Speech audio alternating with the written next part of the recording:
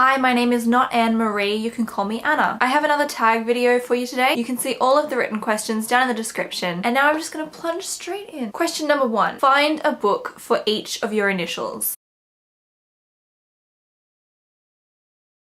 Okay, going with the name of Anna, I have decided to go with An Abundance of Katherines because it starts with A. I couldn't actually find any books that started with N. Maybe I didn't look hard enough, or maybe I just don't own the right books, but I couldn't find any, so I just went for the next best thing, which is a title that has 2 N's in it. So I went for Inheritance by Christopher Paolini, which does have 2 N's in the title there. And I went for All the Bright Places by Jennifer Niven. It's a really good book. If you haven't read it yet, I would suggest picking it up. The next question is to count your age along your bookshelf, and which book is it?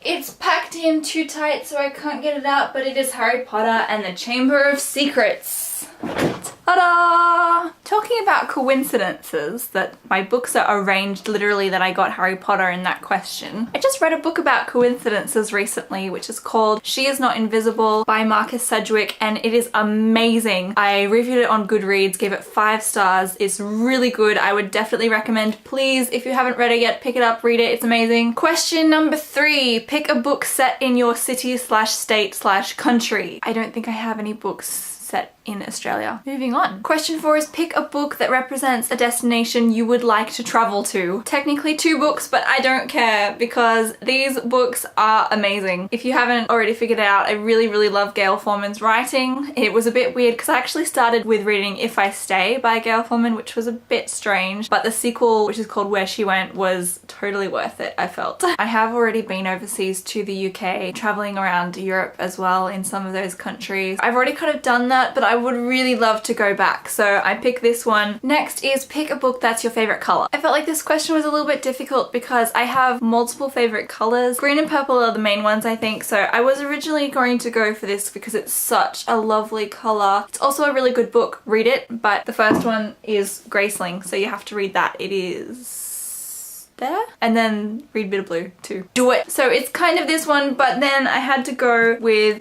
Inkspell, which it probably doesn't look very purple on the camera, but it's kind of purple up here, and then we've got green down here, so it's the best of both. The next question is, what book do you have the fondest memories of? It's probably not everyone's cup of tea, but the book Let It Snow, if you can see it, I don't know if this is a better angle or this, I'm just gonna slowly alternate. The book Let It Snow, which is a compilation of 3 stories written by John Green, Maureen Johnson, and Lauren Miracle. Basically holiday romances set around Christmas. I don't know if I would say it's the fondest, like, out of all of my books, but when reading this question I thought of this one just because it kind of gave me the warm fuzzies. I love romance. I'm really a sucker for romance, so this book really kind of gave that to me. It was just really cute. I think I'm gonna have to go with this one. Next is, which book did you have the most difficulty reading? I don't even think I have to turn around and look at my bookshelf for this. I think it's just The Lord of the Rings. The Lord of the Rings. I bought a box set. I was really excited to read them. I read The Hobbit first. It was such a great read, but the actual Lord of the Rings trilogy I haven't been able to get through yet. My sister is rereading them at the moment, and I'm thinking about trying to read them again with her to kind of, yeah, go through the journey. I'm trying to get it out of the box. Oh my gosh. Ugh. Difficulty reading because I couldn't get it out. That makes it hard to read a book. I might just keep that separate now and just put these back on the shelf. They also have really good covers, like amazing artworks. I love them. I just want to eat them up.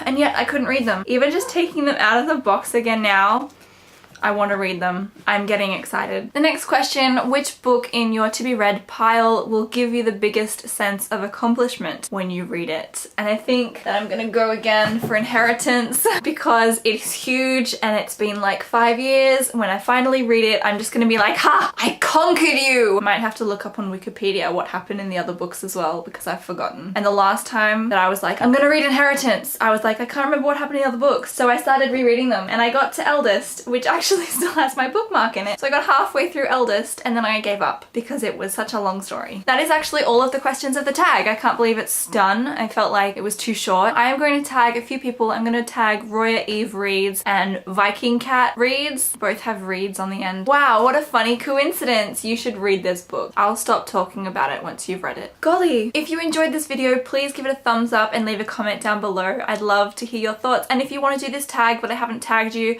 just do it anyway and say that I tagged you. I don't care. It's cool. But let me know if you do it because I want to see your answers to the questions. I'm really nosy like that. I am also on Twitter, Tumblr, and Goodreads, all under the same username of Hufflepuffism, so you can follow me there. And I will see you in my next video. Ciao for now, monkeys!